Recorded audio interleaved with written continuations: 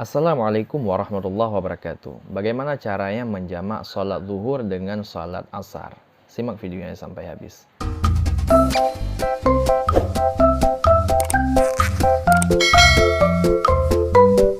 Yang pertama sekali kita mau jamak apa? Karena jamak itu ada dua, ada jamak takdim, ada jamak takhir.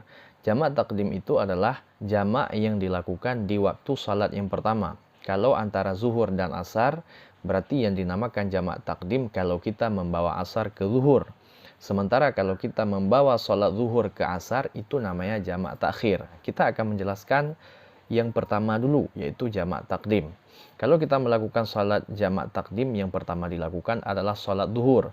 Setelah melakukan salat zuhur, barulah kita melakukan salat asar. Kalau kita hanya mengambil jamak saja, maka kita melakukan 4 rakaat salat zuhur dan 4 rakaat salat asar. Kemudian kalau kita salatnya jamak beserta qasar, qasar itu artinya memendekkan salat, yang perlu kita lakukan 2 rakaat zuhur dan 2 rakaat asar. Nah, dalam konteks ini salat zuhur dulu 2 rakaat, kemudian salam, lalu melanjutkan salat asar 2 rakaat lagi. Yang kedua, bagaimana cara melaksanakan salat jamak takdim antara zuhur dan asar. Di sini yang mana dulu kita salat? Apakah zuhur dulu atau asar dulu?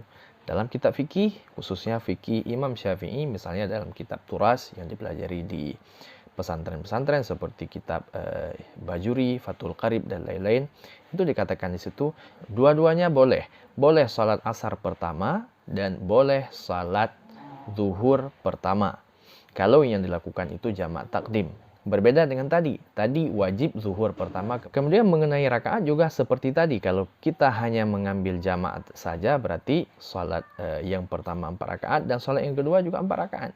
Namun kalau kita menjamak sekaligus mengqasar, juga kita salatnya 2 rakaat zuhur dan juga 2 rakaat asar. Bagaimana teman-teman? Mudah bukan? Kalau kita mengetahui agama ini sangat mudah, tidak diberatkan.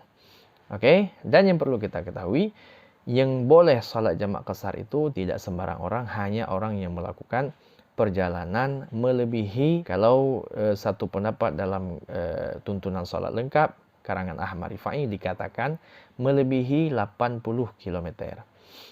Walaupun bisa berbeda pendapat yang lain, nanti ada yang mengatakan 100 lebih, maka ada yang mengatakan 140 lebih.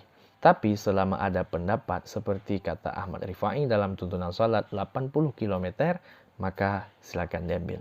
Saya pun mengambil pendapat itu kalau sudah melakukan perjalanan. Kalau perjalanan itu saya cek di Google Map, sudah melewati 80 km, maka saya auto menjalankan yang namanya jamak dan qasar.